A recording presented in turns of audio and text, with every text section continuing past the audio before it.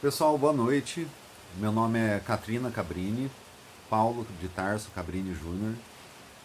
Sou professora do Instituto Federal de São Paulo, Campus Avaré. E a minha apresentação ela fala sobre a literatura no novo campesinato contemporâneo. Primeiro eu vou falar sobre o que eu entendo por esse termo. Iniciativas como ecovilas, comunidades que praticam agricultura sintrópica, permacultura, todas essas iniciativas que nós vemos muito nas redes sociais, elas são numerosas e parecem constituir uma alternativa plausível para um mundo pós-capitalismo. Vejo, assim como vários dos meus colegas veem, a derrocada do sistema capitalista e a transformação do nosso sistema de vida aqui no mundo. Várias são as perspectivas num cenário muito tumultuado, muito tumultuoso. E fico pensando em qual é o destino da literatura, já que é o meu campo de estudos, né, o meu campo de formação. Qual o destino da literatura nesse novo mundo que parece se desenhar pós-pandemia ou num cenário em que o Covid-19 se torne endêmico, como muitos estudos parecem mostrar? Idealmente, eu penso numa literatura órfica, penso numa literatura demiúrgica, como fala o Romildo Santana, da Unesp de Rio Preto, quando fala sobre a moda de viola e sobre os cantadores da moda de viola, da nossa tradição sertaneja. Penso nisso, quando vislumbro uma utopia do novo campesinato contemporâneo, pessoas instruídas, pessoas cultas, com acesso a livros, com acesso a métodos ecológicos de cultivo da terra e com aquela combinação de cultura e de contato com a natureza que a gente vê muito, ou aure muito, dos livros de Thoreau, Henry David Thoreau. O que eu penso é numa literatura que funda novamente a humanidade, funda uma nova humanidade. Mas tudo indica que vai haver um lastro do passado, vai haver o lastro de uma tradição literária. Portanto, nós não vamos criar do nada uma nova literatura. É muito mais provável que essa literatura de um novo mundo, de um mundo campesino contemporâneo e não campesino medieval, é mais provável que ela aproveite a tradição literária de uma forma saudável, e para criar um mundo dentro de parâmetros saudáveis. E eu espero que a palavra saudável não cause duplos sentidos ou não seja ambígua.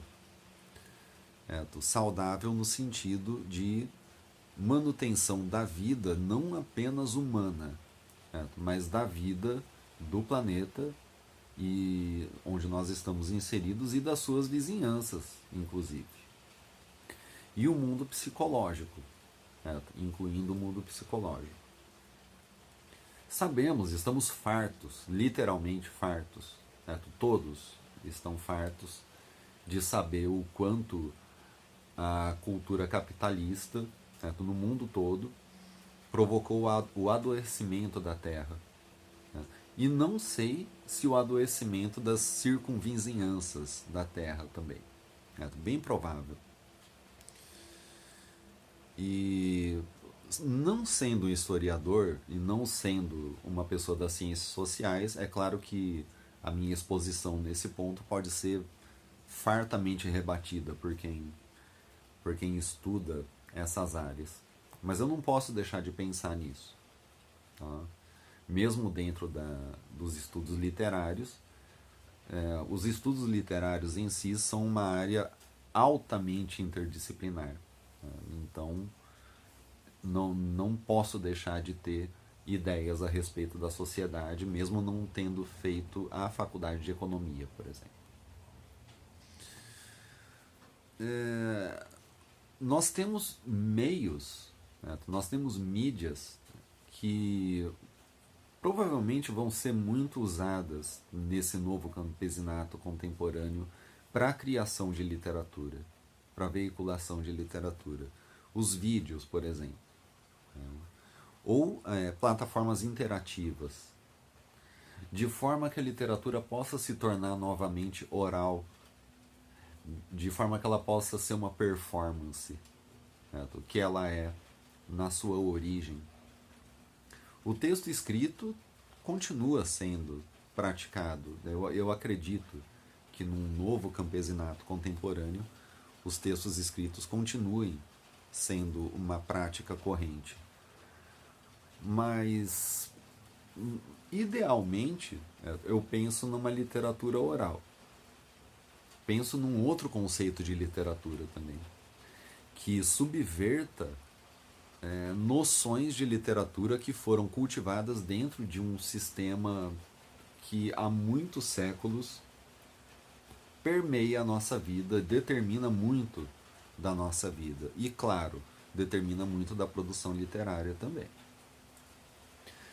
Havendo um outro sistema de vida, havendo outras perspectivas, outros conceitos, outras práticas na humanidade, fatalmente vai haver uma outra literatura.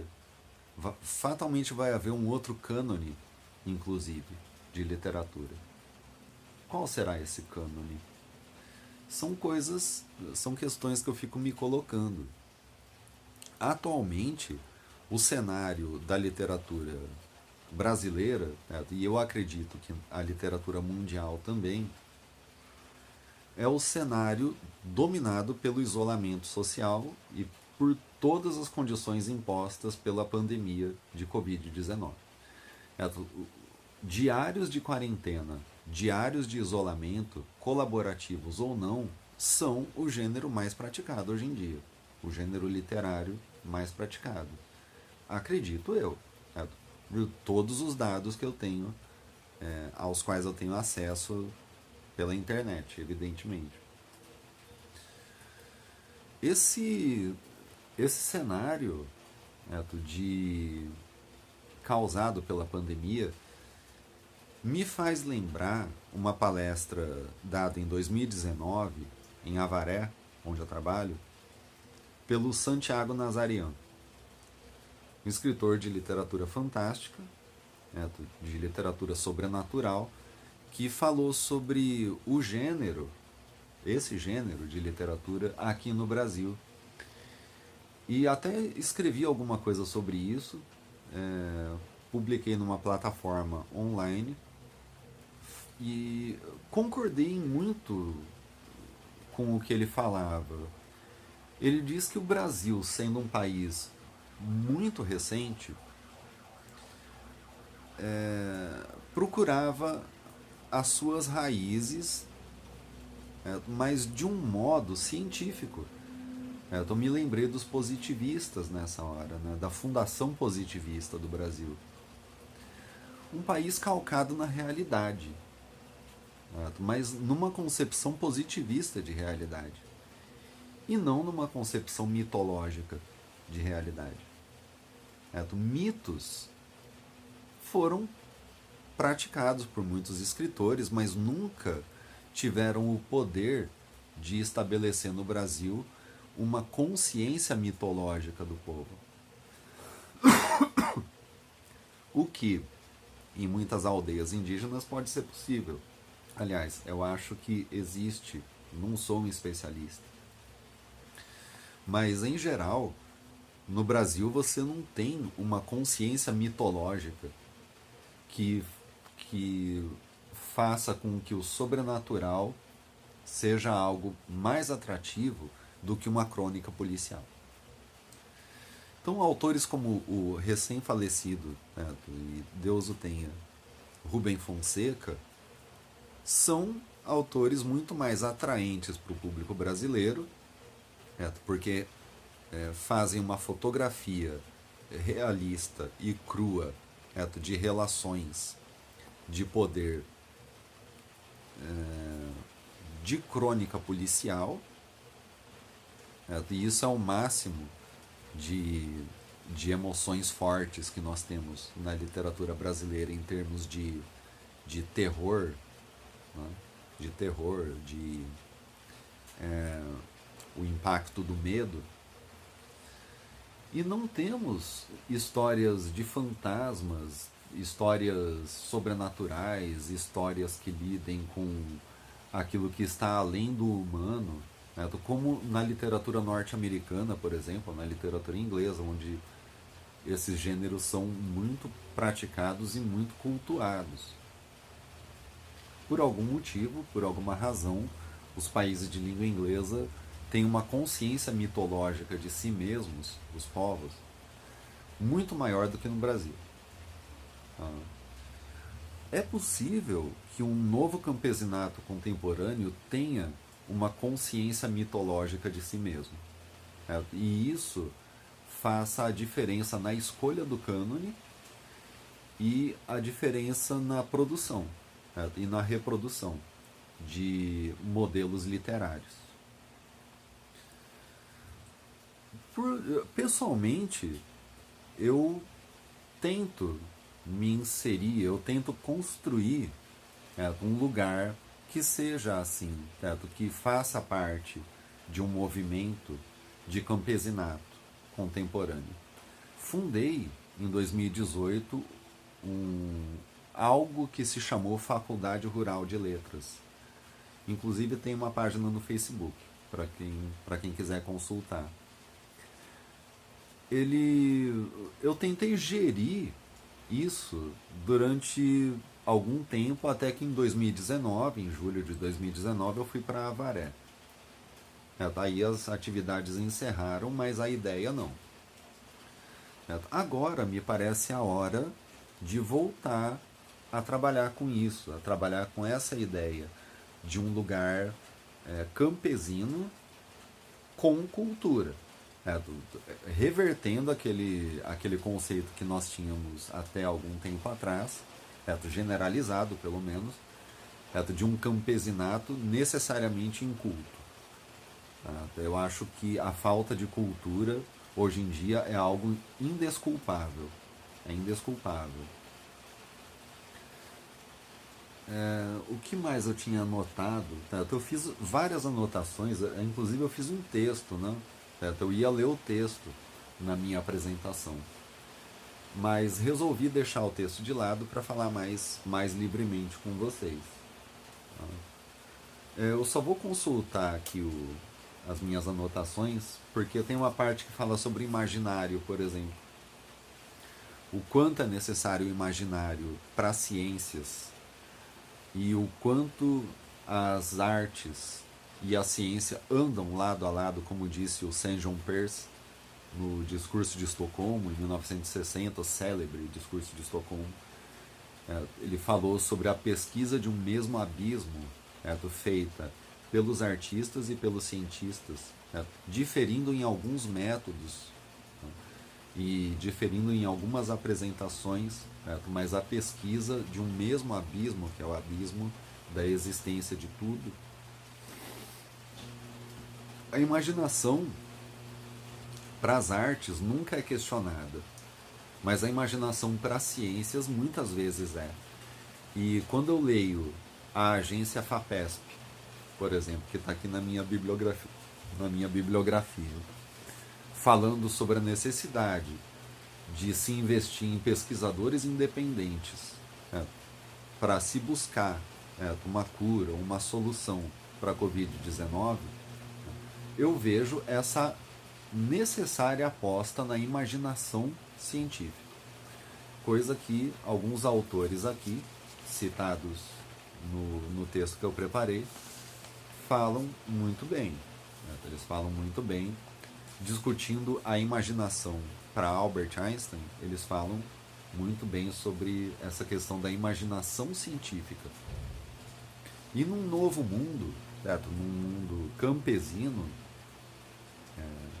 a partir do, digamos assim, do fim da pandemia de Covid, a imaginação, em todos os sentidos, vai ser um dos maiores bens que nós temos. Dificilmente cultivada nos últimos anos, certo? Muito desacreditada, certo? Durante muitos anos, a imaginação vai ser quase tudo para nós, num cenário pós-pandemia. Haja visto, por exemplo, a necessidade de se criarem novos negócios durante o período de afastamento social. A situação de isolamento social forçando as pessoas a criar.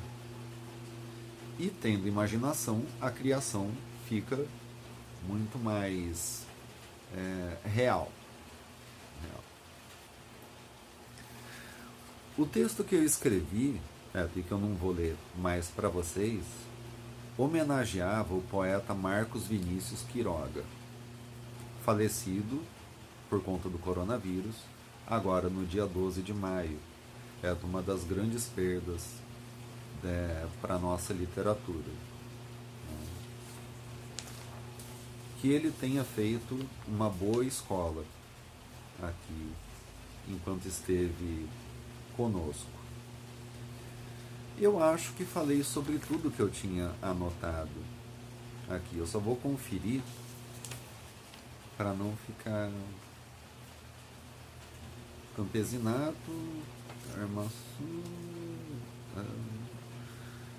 Eu falo também um pouco aqui no texto sobre a minha formação, a minha formação escolar, porque é um assunto que eu não posso deixar de falar. Eu fui educado, assim como várias pessoas da minha idade, eu fui educado basicamente por professores de direita. E esses termos direita e esquerda ainda existem, apesar da insistência de alguns colegas meus de que essa discussão é ultrapassada, mas a gente sabe que não é. Eu sei que não é. Só que esses professores, eles nunca se mostraram agressivos. Nunca percebi nenhuma agressividade da parte deles, nem latente. Nenhuma agressividade latente. Quando ingressei na faculdade, em Assis, também, a maioria de meus professores eram ex-comunistas. E o ex-comunista é um tipo muito especial de professor. São aqueles que se decepcionaram com práticas de partidos, de governos, e acabaram indo para o lado direito da força. Aquele mesmo lado direito que o Tao Te Ching, um dos livros clássicos chineses, chama de o lugar da guerra. O lugar de honra em períodos infelizes. E eu nunca pude me definir como uma pessoa de direita, porque o meu espírito sempre foi libertário, sempre foi anárquico, anarquista. Eu acho que anarquista é melhor para me definir. Sempre fui anarquista. Então são várias razões que se unem para que eu não tivesse vontade de aderir a nenhuma ideologia de direita. Mas nos últimos tempos, tampouco consegui aderir a ideologias de esquerda. E isso por um motivo muito simples. Vocês estão ouvindo esse barulho aqui? Esse barulho é o barulho da desinfecção da cidade contra o Covid. Coisas contemporâneas. Tomara que vocês consigam me ouvir. Não posso deixar de apontar um grave erro de todas as esquerdas que eu tenho conhecido até agora, que é o erro de excluir da humanidade pessoas que não têm a luz da sabedoria do esquerdismo. Tá? Pessoas conservadoras, pessoas preconceituosas, pessoas de direita. Essas pessoas que agora estão no poder, principalmente no poder executivo, não estão lá à toa. Elas estão lá por causa do desprezo constante e da exclusão constante praticada pelas esquerdas durante pelo menos 14 anos aqui no Brasil. Quando você exclui os questionamentos, os medos, os anseios de uma classe ou de uma parte das pessoas que seja pequena, isso provoca ressentimentos. E o que a gente vê hoje em dia no debate político causado nos últimos tempos, nós vemos ressentimentos surgindo, ressentimentos contra a esquerda, que não ouviu nada dos clamores de uma parcela da população que era menos instruída e que facilmente aderiu a ideologias do passado, da década de 60, militarista, ideologias que lembravam os seus pais venerandos, os seus avós venerandos, ideologias conservadoras, exagerando muitas vezes o verdadeiro conservadorismo original. Não sei se consegui me fazer entender, mas resumindo, nós temos agora um governo reacionário na esfera federal executiva por culpa muito da falta de cuidado, da falta de diálogo, da falta de explicação, da falta de abraço e de acolhimento das esquerdas em relação àqueles que estavam completamente apavorados com um mundo justo que estava sendo construído pelos governos de esquerda. Não adianta construir um mundo justo se você não atende o medo que as pessoas estão tendo, que uma parte das pessoas está tendo. Porque se esse grupo social ascende ao poder, ele vai ascender com toda a raiva que nós estamos vendo, que nós estamos sentindo em relação a nós. Então é um aviso para as próximas gerações, para que não excluam ninguém. As esquerdas trabalharam muito pela inclusão de grupos minoritários e de grupos tradicionalmente é um advérbio que eu não gostaria de usar, excluídos. Então nós, por exemplo, da comunidade LGBT, negros, quilombolas, indígenas, vários grupos sociais tiveram voz durante os governos de esquerda aqui no Brasil. Mas quem não teve voz e quem sequer foi ouvido foram aqueles grupos denominados os inimigos. Mesmo que não falassem nada, eles foram imaginados como inimigos e se tornaram. Então, que nós consigamos trabalhar a imaginação de uma forma criativa, sabe? Não se prendendo a preconceitos do passado, sejam eles de direita ou de esquerda ou de qualquer outro lado, se é que existe. Tá bom? Fica aí uma reflexão sobre o nosso presente, as perspectivas de futuro que nós temos. Qual cultura será que vai nascer desse cenário que vai continuar existindo naturalmente, depois de alguns anos? É difícil até falar em termos de tempo ultimamente. E como vai ser a literatura, certo? Como nós vamos nos definir, como nós vamos explicar o mundo, como vamos explicar a realidade, certo? E que realidade nós vamos criar, principalmente. Tá? Abração.